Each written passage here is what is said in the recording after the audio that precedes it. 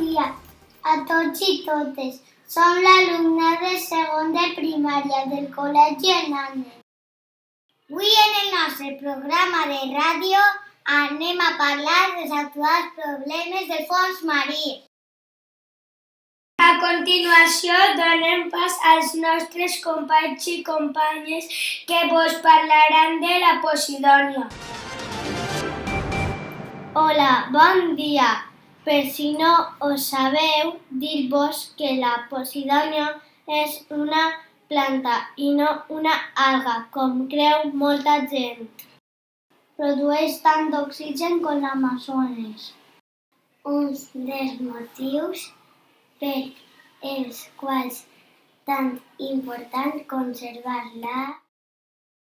Actualment, degut a la regeneració artificial de les platges, al fondeig dels peixos i al canvi climàtic, es troba en perill.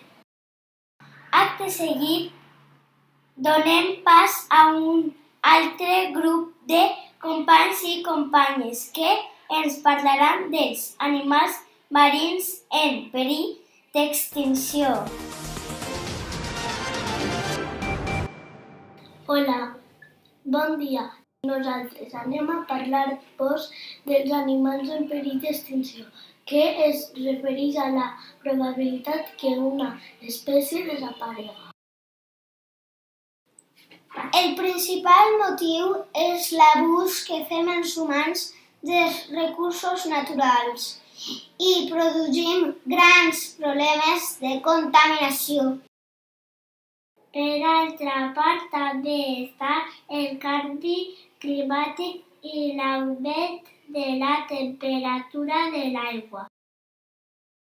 Alguns dels principals animals marins en perill són el pingüí africà per la pèrdua del seu hàbitat i la pesca.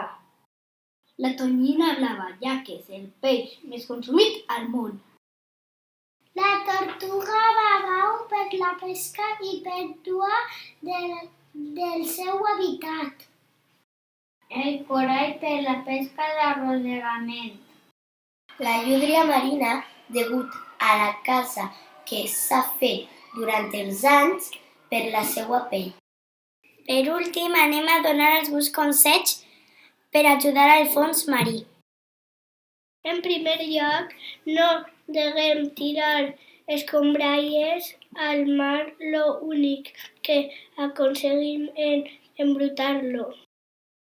Des de casa hem de reciclar molt perquè les escombraries anomenades rebuig no acaben al mar, ja que és molt perjudicial per als animals. I recordo sempre que el mar és la casa de molts éssers vius que hem de respectar. Si aconseguim respectar el fons marí, podrem ajudar a molts animals i també al planeta. Fins ací el nostre programa d'avui. Esperem que us hagi agradat. Moltes gràcies per escoltar-nos.